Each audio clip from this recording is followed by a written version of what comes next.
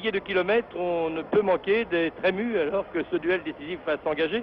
Je vous donne la composition des équipes alors que M. Armando Marquez, l'arbitre international brésilien, est en train de surveiller tout son monde. Dans l'équipe de France, Carnus, Djorkaeff, Trésor, Adam Trostani, Michel Mézy, Blanchet, Lèche, Révelli, Beretta.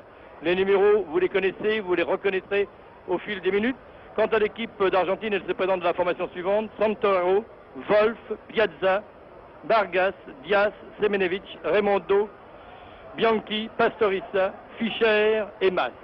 Et le coup d'envoi vient d'être donné. Immédiatement, ce sont les Français qui sont en possession du ballon. Et peut-être n'est-il pas inutile de rappeler que voilà 18 mois, lors d'une tournée assez glorieuse, l'équipe de France avait triomphé à Buenos Aires alors qu'elle avait été battue à Mar del Plata par cette même formation d'Argentine, absolument bouleversée dans ses lignes. Et c'est un coup franc qui est tiré en faveur des Français. La balle monte en direction de Santoro, devant lequel Vargas s'est effacé. Vargas, le porteur du numéro 6, et vous aurez l'occasion de constater que ce numéro 6, le plus souvent, vient se porter en surveillance de l'avant adverse le plus rapproché. À notre droite de notre écran, ce sont les Argentins, avec le maillot rayé, un maillot rayé qui ne permet difficilement d'ailleurs de reconnaître le numéro, alors que la nuit commence à tomber, que les projecteurs sont allumés, et alors que dans le match éliminatoire, l'Afrique a triomphé de l'équipe de Colombie. Une balle en profondeur vers l'athlétique Fischer, et vous voyez se dessiner la surveillance dont Adams est chargé dans cette équipe de France. En effet, Adams a été préféré à Quittet qui est assez mortifié, mais qui a accepté quand même son éviction avec gentillesse, car il s'agit de surveiller en individuel ce garçon dangereux. Blanchet qui se fait dépasser les ballons, qui reprend ce ballon, tout ceci est bien joué, qui part entre plusieurs adversaires, qui conserve la balle, qui la redonne en trait, tout ceci est bien joué. C'est Michel maintenant qui prolonge en direction de Mézy. À nouveau Lèche qui prend cette balle. Est-ce que les Français vont témoigner de promptitude? Est-ce qu'ils vont gêner, troubler l'ordonnance des Argentins? C'est ce que nous souhaitons. De toute façon, au cours des 40 dernières heures, Georges Boulogne a mis un frein à un entraînement qui paraissait assez rigoureux, de façon à ce que les joueurs expriment beaucoup de fraîcheur athlétique, car je crois que c'est l'arme essentielle dont peuvent user les Français. Le match jusqu'à présent disputé dans un fort bon esprit. Il faut dire que les deux équipes ont coexisté dans le même hôtel pendant plusieurs jours et qu'on entretient d'excellentes relations d'amitié. C'est peut-être un des côtés qui doit être inscrit au crédit de cette Coupe de l'Indépendance. Pendant ce temps-là, Blanchet amorce un bon départ, redonne à Lèche. Personne n'est démarqué. Si de l'autre côté il y a Mézy, on préfère continuer sur le côté fermé, dirais-je en quelque sorte. Et là, un très bon centre. Et involontairement, Révélé a laissé passer une balle alors qu'il tire. C'est très bien joué. Un très très bon tir de Michel. Eh bien, voici quelque chose voilà une action qui s'est développée comme il convient que les actions françaises se développent. On bloque la défense argentine d'un côté, puis une transversale en direction d'un joueur qui arrive d'une position en retrait et qui décoche des tirs qui, comme celui-ci, peuvent éventuellement faire mouche si ils sont bien placés. Eh bien, pour l'instant, le comportement de l'équipe de France est satisfaisant.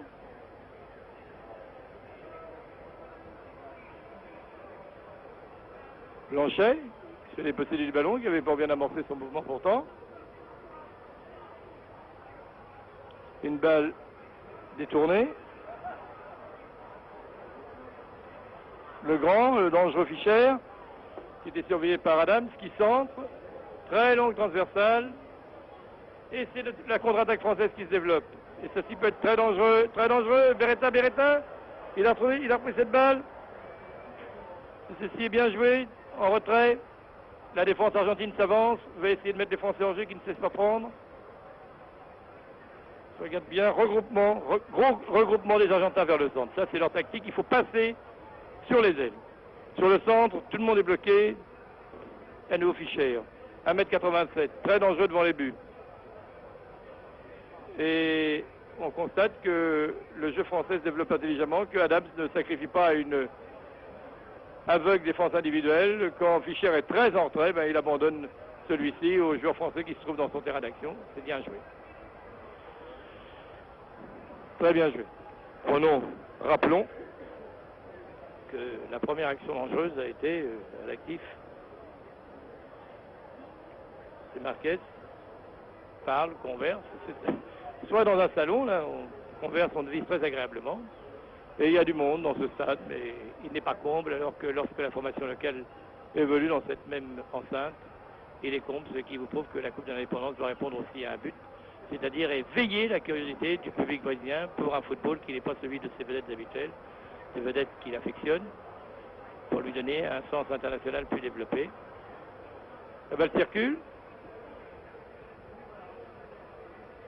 Calme le jeu. C'est fin, petite passe. Cette balle circule, Wolf. En profondeur, en direction de qui? Le joueur argentin proteste alors que Djorkaeff avait tout simplement sauté et qu'il n'y avait absolument aucune faute. C'était Bianchi qui s'est porté maintenant en position d'ailier gauche. Et c'est donc Bianchi que surveille Djorkaeff, qui ne suit pas aveuglément lui non plus son adversaire direct. Un tir, une balle repoussée du pied par Trésor, et c'est maintenant la contre-attaque française. Lèche, Blanchet, c'est bien joué, bon doublement de passe. Mais là c'est un peu trop loin, et Blanchet a compris qu'il était inutile de courir. Je vois que Michel fait signe à ses partenaires de bien se placer, donc Adams sur Fischer, 13 ans en couverture, Michel maintenant qui prend Fischer, tout ceci se dessine, et la claque qui se développe là-bas sur le flanc droit. Je vous donne parfois certaines précisions sur ce qui se passe en dehors de votre écran, parce que c'est aussi intéressant parfois ce qui se passe de l'autre côté. Ce qui se passait de l'autre côté, je vous l'ai dit, c'était une disposition habile des défenseurs français qui, suivant les hasards du jeu, suivant les déplacements des attaquants argentins, ne se laissent pas emporter loin de leur zone habituelle d'opération. Jusqu'à présent, on peut dire que, excusez l'expression, mais le coup, pour reprendre une terminologie essentiellement sportive, le coup est bien joué pour l'instant. La balle qui monte, Carnus qui lâche cette balle du bout des doigts, c'était extrêmement dangereux, c'était extrêmement dangereux. Il a été sauvé sur sa ligne, le brave Carnus. Il avait pris la balle du bout des doigts, elle a glissé. Pourtant, il n'a pas plu. Disons que sous le ciel des tropiques, il fait relativement bon. Il est actuellement ici 5h30 pratiquement, c'est-à-dire 9h30 en France.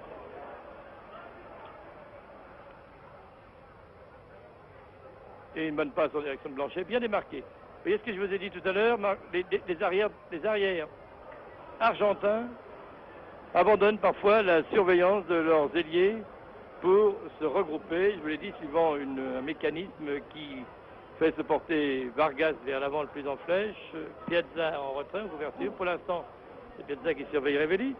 Cette balle dans les pieds de Djorkaeff. Djorkaeff qui a à sa droite Michel. Michel qui va donner en profondeur.